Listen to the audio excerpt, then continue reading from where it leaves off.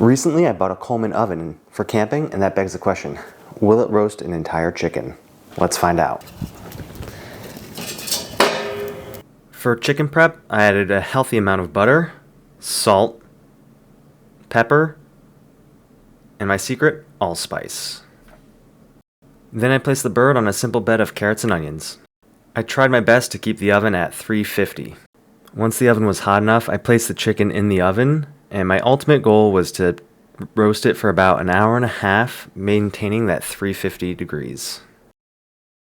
This was a small chicken, so it took a little bit over an hour, but once it had an internal temperature of 165, I took it out and let it rest for a little bit. In the future, I will probably wrap it in tinfoil to keep it from getting this ashy smoke look to it, but cook-wise, it came out pretty perfect. This breast in half.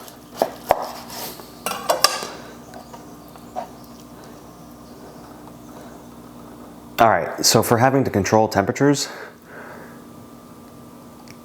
this might be one of the juiciest chickens I've ever roasted. I'm definitely going to try this again, and I'm also going to try it with some pork butt. Leave it. Okay.